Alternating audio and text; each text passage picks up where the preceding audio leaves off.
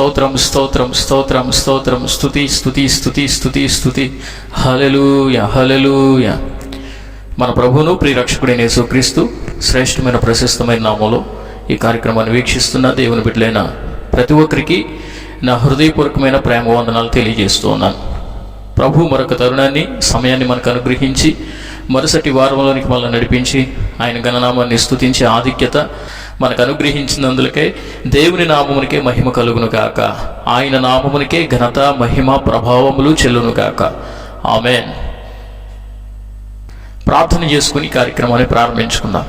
మహోన్నతుడైన మా తండ్రి, ప్రేమ కలిగిన మా యేసయ్య పరిశుద్ధుడా, నీకు స్తోత్రాలు. మరొక్క వారంలోనికి మమ్మల్ని నడిపించి నీ నామాన్ని స్తుతించే కృపించినందులకు నిన్ను స్తుతిస్తున్నాం. సంకీర్తనల యందు, వాక్య ధ్యానము యందు, ప్రార్థన యందు తోడుగా ఉండి మా జీవితాలకు ఆశీర్వాదాన్ని దయచేయమని యేసు పరిశుద్ధ నామములో ప్రార్థిస్తున్నాను మా పరమ తండ్రి. ఆమేన్. పాట పాడి ప్రభు నామాన్ని స్తుతిద్దాం.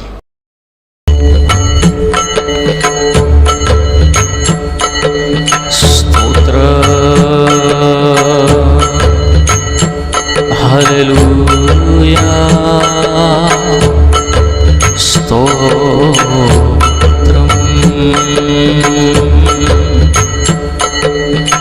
నీ సన్నిధిలోనే బ్రతికెదను, నీ విధులన్నిటినీ నేర్చుకొనేదను. నీ సన్నిధిలోనే బ్రతికెదను, నీ విధులన్నిటినీ నేర్చుకొనేదను. సర్వోన్నతుడా, సర్వశక్తిమంతుడా, సాగిల పాడేదాను సర్వజ్ఞుడా. సర్వోన్నతుడా, సర్వశక్తిమంతుడా, సాగిల పాడేదాను సర్వజ్ఞుడా. యేసయ్యా యేసయ్యా యేసయ్యా నా యేసయ్యా. యేసయ్యా యేసయ్యా యేసయ్యా నా యేసయ్యా. నీ సన్నిధిలోనే బ్రతికెదను, నీ విధులన్నిటినీ నేర్చుకొనేదను. నీ సన్నిధిలోనే బ్రతికెదను. అల్పుడనైనా అధముడనైనా అర్హతనిచ్చావు నీ సేవలోన. అల్పుడనైనా అధముడనైనా అర్హతనిచ్చావు నీ సేవలోన. నీ సన్నిధి లేని ఎడల, నీవు నాతో రాని ఎడల, నీ ముందుకు నడువలేను యేసయ్యా. నీ సన్నిధి లేని ఎడల, నీవు నాతో రాని ఎడల, నీ ముందుకు నడువలేను యేసయ్యా. యేసయ్యా యేసయ్యా యేసయ్యా నా యేసయ్యా. యేసయ్యా యేసయ్యా యేసయ్యా నా యేసయ్యా.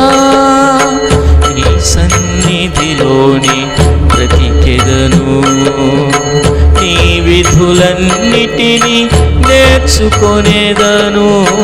నీ సన్నిధిలోని బ్రతికెదను.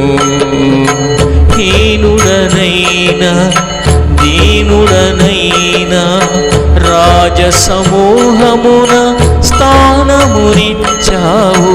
హీనుడనైనా దీనుడనైనా రాజసమూహమున స్థానమునిచ్చావు. సన్నిధిలోనే నిత్యం నేను నా కుటుంబం నీ ఆశీర్వాదం పొందనీమయా.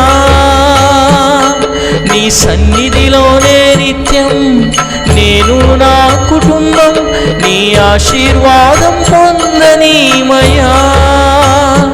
యేసయ్యా యేసయ్యా యేసయ్యా నా యేసయ్యా. యేసయ్యా యేసయ్యా యేసయ్యా నా యేసయ్యా, నీ సన్నిధిలోని బ్రతికెదను, నీ విధులన్నిటినీ నేర్చుకొనేదను, నీ సన్నిధిలోని బ్రతికెదను.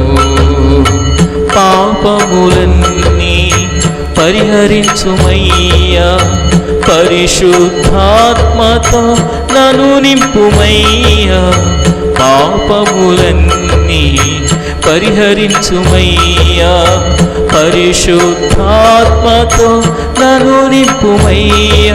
నీ సన్నిధి నుండి నేను ఎక్కడికెళ్ళదను, తండ్రి త్రోసివేయకుము దేవా. నీ సన్నిధి నుండి నేను ఎక్కడికెళ్ళదను, తండ్రి త్రోసివేయకుము దేవా.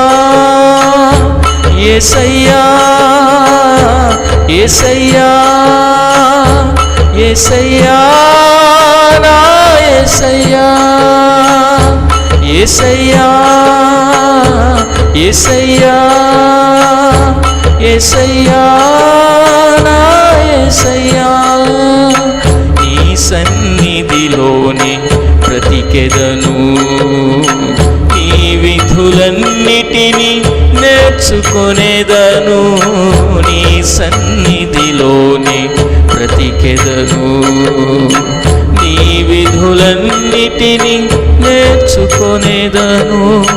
సర్వోన్నతుడా సర్వశక్తిమంతుడా సాగిల పాడేదను సర్వజ్ఞుడా, సర్వోన్నతుడా సర్వశక్తిమంతుడా సాగిల పాడేదను సర్వజ్ఞుడా. యేసయ్యా యేసయ్యా యేసయ్యా నా యేసయ్యా, యేసయ్యా యేసయ్యా యేసయ్యా నా యేసయ్యా, నీ సన్నిధిలోని బ్రతికెదను, నీ విధులన్నిటినీ నేర్చుకొనేదను, నీ సన్నిధిలోని బ్రతికెదను. హల్లెలూయా హల్లెలూయా హల్లెలూయా హల్లెలూయా. మంచిది. మన ప్రభువును ప్రియరక్షకుడైన యేసుక్రీస్తు శ్రేష్ఠ నామములో మరొక్కసారి నా హృదయపూర్వక ప్రేమ వందనాలు తెలియజేస్తూ ఉన్నాను. దేవుని యొక్క వాక్యాన్ని మనందరం కలిసి ధ్యానం చేద్దాం. పరిశుద్ధ గ్రంథమైన బైబిల్ గ్రంథంలో నుంచి రోమీయులకు రాసిన పత్రిక 4వ అధ్యాయం 8వ వచనాన్ని చదువుకుందాం. రోమీయులకు రాసిన పత్రిక 4వ అధ్యాయం 8వ వచనాన్ని చదువుదాం. యెహోవా చేత నిర్దోషి అని ఎంచబడిన వాడు ధన్యుడు, లేదా ప్రభువు చేత నిర్దోషి అని ఎంచబడిన వాడు ధన్యుడు. దేవుడు తన పరిశుద్ధ వాక్యాన్ని మనందరి వినికిడిలో సమృద్ధిగా దీవించి ఆశీర్వదించునుగాక. దేవుని యొక్క సహాయాన్ని అర్థిస్తూ చిన్న ప్రార్థన చేసుకుందాం. మహోన్నతుడైన మా తండ్రి, పరిశుద్ధుడా నీకు స్తోత్రాలు. నీ వాక్యాన్ని ధ్యానం చేయడానికి ఉపక్రమించాం. నీ యొక్క సహాయాన్ని కోరుతూ ఉన్నాం. పరిశుద్ధాత్మదేవ, నీ యొక్క సమృద్ధి అయినటువంటి జ్ఞాన సంపద మా అందరికీ మీరు అనుగ్రహించి, గ్రహించగలిగిన హృదయాలను, చూడగలిగిన నేత్రాలను, వినగలిగిన చెవులను మా అందరికీ మీరు ప్రసాదించి మహిమ పొందమని, ప్రతి దురాత్మ చీకటి శక్తులను లయపరిచి నీ నామానికి మహిమ ఘనత ప్రభావాలు చేకూర్చుకొనమని నజరేయుడైన యేసు నామములో ప్రార్థిస్తూ ఉన్నాను మా పరమ తండ్రి. Amen amen. మంచిది. దేవుని పిల్లలారా, చదవబడినటువంటి వాక్య భాగాన్ని క్షుణ్ణంగా మనం పరిశోధించగలిగినట్లయితే అక్కడ అపోస్తలుడైన పౌలు గారు భక్తవర్యుడైన, పరిశుద్ధుడైన, దేవుని దాసుడైన, దేవుని అనుచరుడైన, దేవుని వెంబడించిన ఉత్తమోత్తమైనటువంటి ఆధ్యాత్మిక గుణగణాలు కలిగిన అపోస్తలుడైన పౌలు గారు మాట్లాడుతున్న మాట, ప్రభువు చేత నిర్దోషి అని ఎంచబడిన వాడు ధన్యుడు. ఈ లోకంలో మనం చూస్తాం, చాలా తీర్పులు జరుగుతాయి, చాలా పంచాయతీలు జరుగుతూ ఉంటాయి, లేదా న్యాయస్థానాల దగ్గర న్యాయం కోసం చాలామంది ఎదురు చూస్తూ ఉంటారు. అయితే ఈ లోక సంబంధమైన జడ్జెస్, ఈ లోక సంబంధమైనటువంటి గ్రామ పెద్దలు, ఈ లోక సంబంధమైనటువంటి న్యాయవాదులు, లేకపోతే ఈ లోక సంబంధమైనటువంటి తీర్పరులందరూ కూడా తీర్చేటువంటి తీర్పులు చాలా వరకు సరి అయినవే అయి ఉండొచ్చు. కానీ అన్నీ కూడా సరి అయినవిగా మనం ఎంచలేం, అన్నీ కూడా న్యాయమైనవి అని మనం చెప్పలేం. ఎందుకనంటే వారు చూచిన దాన్ని బట్టి, సాక్ష్యాధారాలను బట్టి వాళ్ళు తీర్పు తీరుస్తారు. కానీ పరలోకపు తండ్రి అయినటువంటి దేవాది దేవుడు, మంచి న్యాయాధిపతి అయినటువంటి మన ప్రియ రక్షకుడైన ప్రభువు సమస్తాన్ని చూడగలిగినటువంటి నేత్రాలను కలిగిన వాడు. ఆయన ప్రతి ఒక్క అంతరంగాన్ని దృష్టీకరించగలిగినటువంటి ఉన్నతమైనటువంటి జ్ఞాన సంపత్తి కలిగిన వాడు, ఉన్నతమైనటువంటి వాడు. ప్రియ దేవుని బిడ్డలారా, ఎవరు దోషి ఎవరు నిర్దోషి అని ఎంచగలిగినటువంటి న్యాయవంతుడైన ప్రభువును మనం సేవిస్తూ ఉన్నాం. ఆయన ఒక వ్యక్తిని నిర్దోషి అని అంటే ఖచ్చితంగా ఆ వ్యక్తి నిర్దోషే. ఆయన ఒక వ్యక్తి దోషి అని అంటే ఖచ్చితంగా ఆ వ్యక్తి దోషి అయి తీరవలసిందే. ఎందుకనంటే ఆయన తీర్పుల్లో ఏమాత్రము కూడా పక్షపాతం లేదు, ఆయన తీర్పుల్లో ఏమాత్రము కూడా అన్యాయము లేదు, ఆయన తీర్పుల్లో ఏమాత్రము కూడా దోషము లోపము లేనేలేవు. దేవునికి స్తోత్రం కలుగునుగాక. అలాంటి దేవాది దేవుడు ఈ రోజున నిన్ను నిర్దోషి అని ఎంచుతున్నాడా? అయితే దేవుని బిడ్డ, నీవు ధన్యుడివే, అయితే నీవు ఆశీర్వాదం పొందిన వాడివే, నీవు నిజముగా దీవెన పొందిన దానవే అనేటువంటి విషయాన్ని గమనించిన దానవై, మనుషుల యొక్క మెప్పు, మనుషుల యొక్క ప్రశంస, మనుషుల యొక్క తీర్పు నీకు అప్రస్తుతం. కానీ దేవుడు నీ గురించి ఏమనుకుంటూ ఉన్నాడు అనేది ఈ రోజున మనం పరిశీలించవలసినటువంటి ఒక ఉన్నతమైనటువంటి కీలకమైనటువంటి అంశం అనే విషయాన్ని మనం గ్రహించబద్దులమే ఉన్నాం. మరి ఎవరు దేవుని దృష్టికి నిర్దోషులు? దేవుని వాక్యం ఏమని చెబుతుందో మనం గ్రహిద్దాం. యోబు గ్రంథం 11వ అధ్యాయం 13వ వచనంలో రాయబడి ఉన్న మాట. యోబు గ్రంథం 11వ అధ్యాయం 13వ వచనంలో రాయబడి ఉన్నమాట, నీవు నీ మనస్సును తిన్నగా నిలిపిన ఎడలా, నీ చేతులు ఆయన వైపు చాపిన ఎడలా, పాపము నీ చేతిలో నుండుట చూచి నీవు దానిని విడిచిన ఎడలా, నీ గుడారములో నుండి దుర్మార్గతను నీవు కొట్టివేసిన ఎడలా, నిశ్చయముగా నిర్దోషివై నీవు సంతోషించదవు. దేవుని నామానికి మహిమ కలుగును గాక. నిశ్చయముగా నిర్దోషివై నీవు సంతోషించదవు అని దేవుడు వాగ్దానం చేస్తున్నాడు.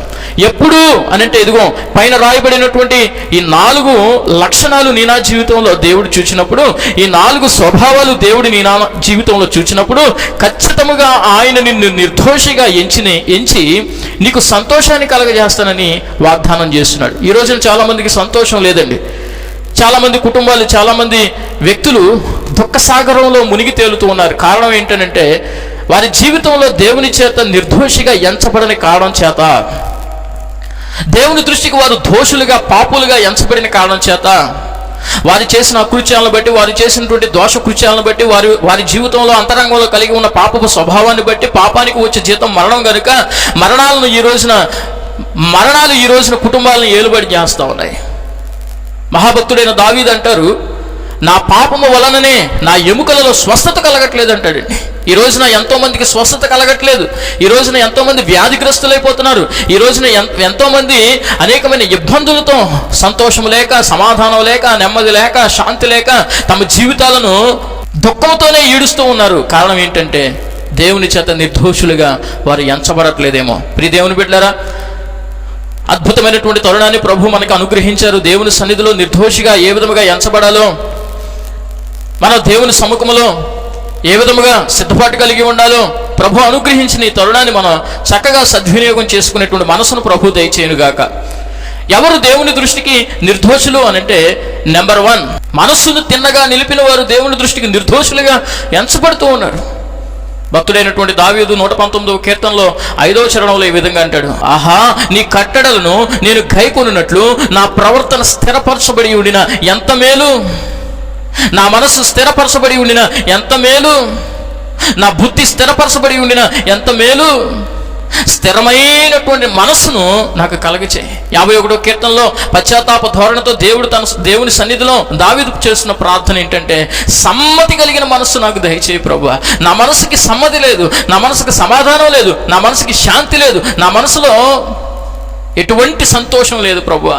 ఒక సమ్మతి కలిగిన మనసును, ఎందుకనంటే తాను చేసినటువంటి పాపాలను బట్టి, తాను చేసినటువంటి దోష కృత్యాలను బట్టి దేవుని చేత దోషిగా ఎంచబడిన వాడే నాతాను ప్రవక్త చేత పంపబడి తన తప్పిదాన్ని తెలియచేసినప్పుడు దేవుని సముఖములో అతడు చేస్తున్నటువంటి శ్రేష్టమైన ప్రార్థన ఏంటంటే, సమ్మతి కలిగిన మనసును నాకు దయచేయవా ప్రభువా.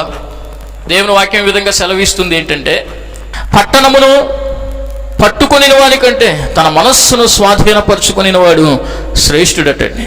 ప్రియ దేవుని బిడ్డలారా, బైబిల్ గ్రంథంలో బలవంతుడైనటువంటి వాడు ఉన్నాడు. దేవుని చేత ఆశీర్వదింపబడి, దేవుని చేత నియమింపబడి తన ప్రజలైన ఇశ్రాయేలీయులకు న్యాయం చేయాలని, వారిని సంరక్షించాలని న్యాయాధిపతిగా దేవుడు ఎంచి సంసోను అనేటువంటి ఒక వ్యక్తిని దేవుడు నియమించినప్పుడు అతడు అనేక మంది శత్రువులను చీల్చి చెండాడుతూ, అనేక మందిని అతడు శత్రువులను మట్టు పెడుతూ, తన ప్రజలకు న్యాయాన్ని చేస్తూ, తన ప్రజలకు కావలిగా ఉన్నాడు.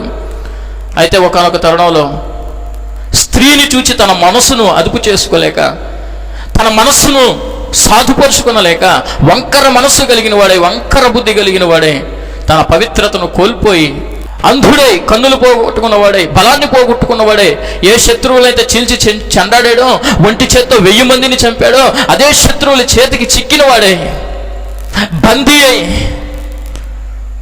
గానుగకు కట్టబడిన వాడే, బానిస బ్రతుకు బ్రతికి చిట్ట చివరకు తన ప్రాణాలని పోగొట్టుకున్నటువంటి వైనాన్ని మనం సంసోను జీవితం ద్వారా గ్రహిస్తాం. దేవుని చేత నిర్దోషి అని ఎంచబడిన వాడు ధన్యుడు, అనగా ఆనందజీవి. తన జీవితంలో సంతోషం ఉంటుంది, తన జీవితంలో ఆనందం ఉంటుంది, తన జీవితంలో సమాధానం ఉంటుంది, తన జీవితంలో నెమ్మది ఉంటుంది.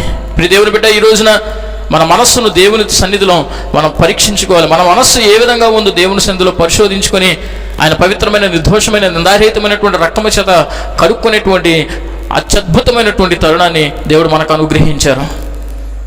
తన మనస్సును తిన్నగా నిలిపిన ఎడల అతడు నిర్దోషి అని దేవుని చేత ఎంచబడతాడటండి.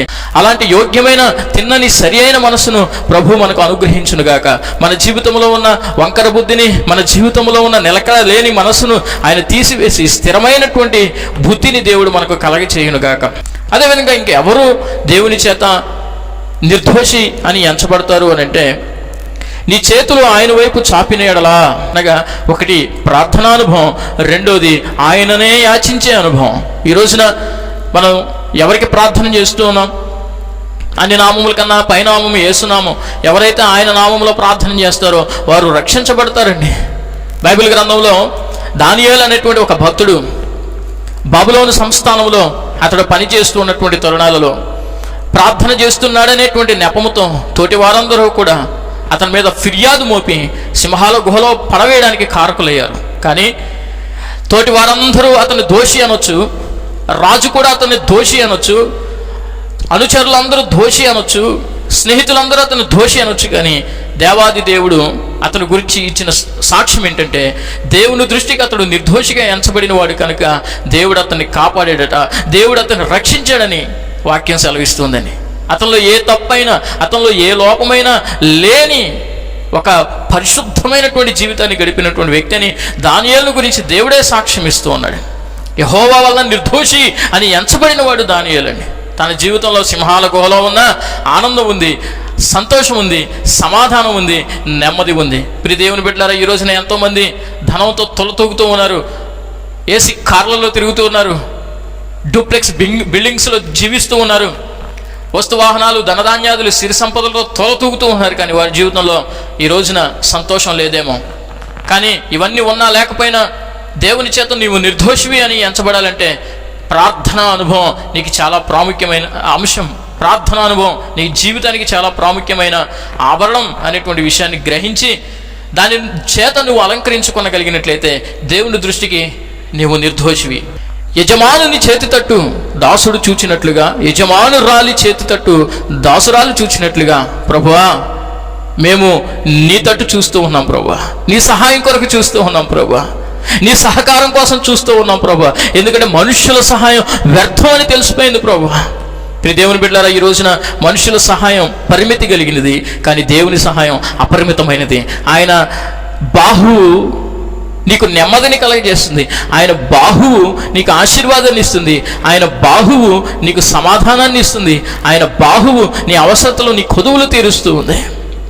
మనుషులను నమ్ముకున్నటి కంటే యెహోవాను ఆశ్రయించడం మేలు. ప్రియ దేవుని బిడ్డలారా, ఎబెనేజరు దేవుడు సహాయము చేయగలిగినటువంటి వాడైనా ఆ ప్రియ ప్రభువు యొక్క సహాయాన్ని నువ్వు అర్థించగలిగినట్లయితే, ఆయన దగ్గర నువ్వు యాచించగలిగినట్లయితే, ఈ రోజున ఎవరి వైపు మనం చేతులు చేస్తున్నాం, ఎవరిని యాచిస్తూ ఉన్నాం? నీ యజమానుడైన ప్రభువుని యాచించు, ఆయన చేతులు తట్టు నువ్వు చూడు, అప్పుడు ఆయన నీ యొక్క అవసరతలన్నీ తీరుస్తాడండి. నువ్వు అడగక మునిపే ఆయన అవసరాలు తీర్చగలిగిన దేవుడు. అయితే అడుగుడి మీకు ఇయ్యబడునని దేవుని వాగ్దానం. నువ్వు అడిగిన దానికంటే ఆశించిన దానికన్నా అత్యధికంగా అనుగ్రహించగలిగిన శక్తి కలిగినటువంటి దేవుడు నీవు నేను సేవించుచున్నటువంటి దేవుడు. నువ్వు అడగవలసింది ఆయననే, నువ్వు యాచించవలసింది ఆయననే. ఆయన కృపా సమృద్ధిలో నుంచి నీ ప్రతి ఒక్క అవసరత ప్రభువే తీర్చునుగాక. బైబిల్ గ్రంథంలో యోనా అనేటువంటి భక్తుడు ఉన్నాడు. ప్రార్థన చేయలేనటువంటి వ్యక్తిత్వం కలిగిన వాడు, తోటి వారి చేత నిందింపబడుతున్నాడు. నిద్రపోత లేచి నీ దేవునికి ప్రార్థన చేయని అవమానకరమైనటువంటి మాటలను పడినటువంటి వాడు, దేవుని నామానికి అపకీర్తిని తీసుకుని వచ్చిన వాడండి. తన ప్రార్థనలేమి తనకు ఎంతో శోధనని తీసుకుని వచ్చింది. ఎప్పుడైతే చేప కడుపులో 3 దినాలు ప్రభుని ప్రార్థించాడో మరలా అతడు బ్రతికి బట్టకట్టి ప్రభు యొక్క సువార్తను ప్రకటించి లక్షలాది మందికి దీవెనకరంగా మార్చబడినట్లుగా మనం చూస్తాం. దేవునికి స్తోత్రం కలుగును గాక. ఈ రోజున ఆయన వైపే మనం చేతులు చాచుదుము గాక. ఆయన వైపు చేతులు చాచడం అని అంటే ఒకటి ప్రార్థన అనుభవం, రెండవది యాచించే అనుభవం, ఆయన సన్నిధిలో మనం లొంగిపోయే అనుభవాన్ని కూడా అది సూచిస్తుంది. పాపము నీ చేతిలో ఉండుట చూచి నీవు దాన్ని విడిచిన ఎడలా, నువ్వు చేస్తున్నటువంటి పాపం, నువ్వు చేస్తున్నటువంటి తప్పిదం మనం తెలుసుకోవాలటండి. చూడడం అంటే అది. మిట్ట మధ్యాహ్నపు వేళ సమర స్త్రీతో ప్రభు మాట్లాడుతూ ఉండగా బలమైనటువంటి దేవుని మాటలు పాషాణ హృదయమైనటువంటి సమర స్త్రీ యొక్క ఆ గుండెలను బద్దలు చేసింది. వెంటనే పాపపు కుండ, తన చేతిలో ఉన్న పాపపు కుండను, తన పాపాన్ని విడిచిపెట్టింది. తన హృదయాన్ని దేవునికి అప్పగించింది, తన మనస్సును దేవునికి అప్పగించింది, మారు మనస్సు పొందింది, మెస్సియాను కనుక్కున్నదై తన పట్టణమైన సమరియకు వెళ్ళి అనేక మందికి సువార్త ప్రకటించి వారందరి మారు మనసుకు కారణమైంది. ఎందుకంటే తన చేతిలో ఉన్న పాపాన్ని చూచి దాన్ని విడిచిపెట్టింది కనుక. పాపాత్మురాలైన స్త్రీ తన మనస్సును మార్చుకుని ప్రభువును వెంబడించడానికి వచ్చింది. తన పాపానంతా విడిచిపెట్టింది. అత్తరు బుడ్డి తీసుకొచ్చి ప్రభువుకు కృతజ్ఞతగా అది పగలగొట్టి అభిషేకం చేసి తన యొక్క సమర్పణ జీవితాన్ని కూడా తెలియచేసినట్లుగా మన ఉదంతం ద్వారా గమనిస్తామండి. ఆమె విస్తారముగా నన్ను ప్రేమిస్తుంది కనుక విస్తారమైన పాపాలు క్షమింపబడ్డాయని దేవుని చేత ప్రశంసింపబడింది. నిర్దోషి అని ఎంచబడింది. సమరీ స్త్రీ నిర్దోషి అని ఎంచబడింది. పాపాత్మురాలైన స్త్రీ నిర్దోషి అని ఎంచబడింది. జక్కయ్య అనేటువంటి భక్తుడు నిర్దోషి అని దేవుని చేత ఎంచబడిన వారు, వారందరూ కూడా ఆధ్యాత్మికమైన సంతోషాన్ని పొందుకున్నవారు. యెహోవా చేత నిర్దోషి అని ఎంచబడిన వాడు ధన్యుడు. అదేవిధంగా నాలుగవ విషయం ఏంటంటే నీ గుడారములో నుంచి దుర్మార్గతను నీవు కొట్టివేసిన ఎడల. గుడారం అనగా మన దేహం. అపోస్తలుడైన పౌలు గారు ఈ యొక్క దేహాన్ని గుడారంతో పోల్చినట్లుగా మనం చూస్తామండి. నీ గుడారములో దుర్మార్గతను కొట్టివేసిన ఎడల, దుష్టత్వాన్ని తీసివేసుకున్న ఎడల. ఆకాను అనేటువంటి ఒక వ్యక్తి అప్పటి వరకు ఇజ్రాయేలు పక్షముగా ఎన్నో యుద్ధాలు చేసి విజయాలను చూచినటువంటి వ్యక్తి దురాశకు గురై బంగారు, వెండి, చినారు వస్త్రాన్ని తన గుడారంలో దాచుకున్నప్పుడు అతడు పట్టబడిన వేళ తన కుటుంబాన్ని దేవుని చేత దోషులు అని ఎంచబడ్డారండి. తన ద్వారా తనకు సంతోషం లేదు, తన కుటుంబానికి కూడా ఆశీర్వాదం లేకుండా పోయింది. ఈ రోజున మన భక్తి జీవితాన్ని బట్టి మన సంతోషమైన, మన కుటుంబాల సంతోషమైన ఆధారపడి ఉంటుందనే విషయాన్ని మనం గ్రహించాలి. గెహాజీ అనేటువంటి వ్యక్తి ఎలీషా దగ్గర శిష్యుడిగా చేస్తున్నటువంటి వ్యక్తి. ఎలీషా తర్వాత అంతకన్నా ఎక్కువ పరిచర్య చేయాల్సినటువంటి వ్యక్తి. ఏదో దురదృష్టం నుంచి వచ్చిన కుష్ఠవ్యాధిగ్రస్తుడైనటువంటి నయమాను స్వస్థపరచబడి తిరిగి వెళుతూ ఉండగా అతని యొక్క వస్తువులకు, అతడు ఇచ్చే సొత్తుకు ఆశించి రథం వెనక పరుగులు పెట్టి దైవజనునికి తెలియకుండానే అత్యంత దురాశతో వాటిని తీసుకుని వచ్చి తన గుడారంలో దాచుకున్నాడు. భయంకరమైన కుష్ఠవ్యాధి చేత తన సంతానం శాపగ్రస్తులైపోయారండి. ఆదిపితరుడైన ఆదాము తన తప్పిదాన్ని కప్పుకొని రొమ్ములో దాచిపెట్టుకొని, తన గుడారంలో దాచిపెట్టుకున్న కారణం చేత మానవాళ్ళంతటికి శాపాన్ని తీసుకుని వచ్చాడండి. తన సంతానాన్ని అంతటికి శాపాన్ని తీసుకుని వచ్చాడండి. కానీ అదే కడపటి ఆధారమైనటువంటి ప్రభువైన యేసుక్రీస్తు వారి యొక్క ఒప్పుకోలు ద్వారా మానవాళి యొక్క పాపము నిమిత్తమై అతడు పాపిగా ఎంచబడి సిలువకెక్కి పవిత్రమైన రక్తాన్ని చిందించి మనకు రక్షణ అనుగ్రహించడం ద్వారా ఈ రోజున మనం ఆశీర్వాదం పొందుకోగలుగుతున్నాం. ఆయన సంతానమైన వారు ప్రభువైన యేసుక్రీస్తు వారి పిల్లలందరూ కూడా ఆశీర్వాదాన్ని పొందుకోగలుగుతున్నారు, రేపు నిత్యరాజ్యాన్ని పొందుకోగలుగుతూ ఉన్నారు. ఒబేదేదోము అనేటువంటి ఒక గొప్ప భక్తుడు తన గుడారములో మందసాన్ని దాచుకున్నాడటండి. అద్భుతమైనటువంటి ఆశీర్వాదాన్ని అతడు చూడగలిగాడు.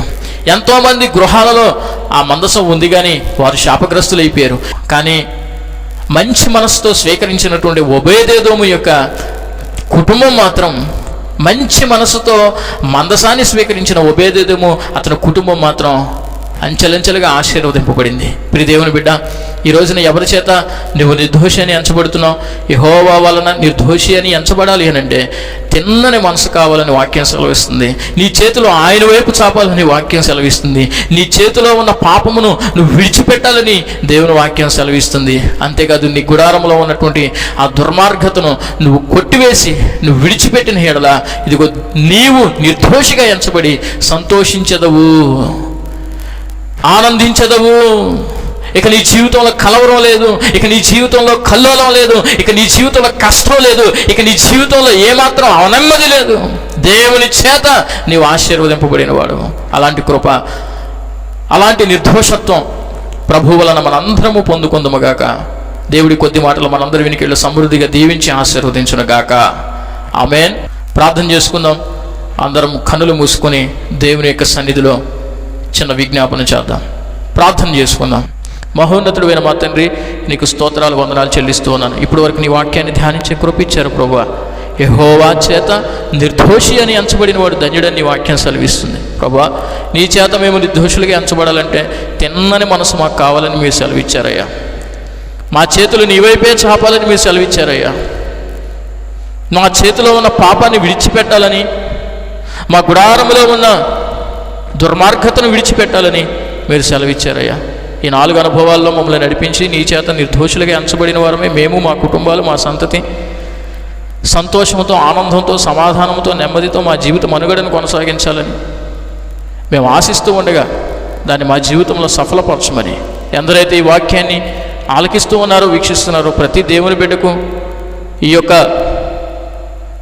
సంతోషము, మీరు అనుగ్రహించే ఆనందము సంప్రాప్తింపబడాలని ప్రార్థిస్తూ ఈ మనవలన్నింటినీ మా ప్రభువుని ప్రియరక్షకుడైన యేసుక్రీస్తు శ్రేష్టమైన పరిశుద్ధమైన నామంలో మిక్కిలి వినయముతో బ్రతిమలాడి అడిగి వేడుకొంచు ఉన్నాను మా పరమ తండ్రి. ఆమేన్. ఆమేన్. తండ్రి అయిన దేవుని ప్రేమ, కుమారుడైన యేసుక్రీస్తు వారి కృప, పరిశుద్ధాత్మ దేవుని అన్యోన్య సహవాసము సన్నిధి ఈ కార్యక్రమాన్ని వీక్షిస్తున్న ప్రతి దేవుని బిడ్డకు సదాకాలము తోడై ఉండి బలపరిచి నడిపించునుగాక. ఆమేన్. ఆమేన్. యేసు రక్తమే జయం, శిలువ రక్తమే జయం, అపవాది క్రియలకు అనంత నాశనం, ప్రభు యేసు నామమునికే సంపూర్ణ మహిమ కలుగునుగాక. ఆమేన్. ఆమేన్. అందరికీ వందలండి. God bless you all.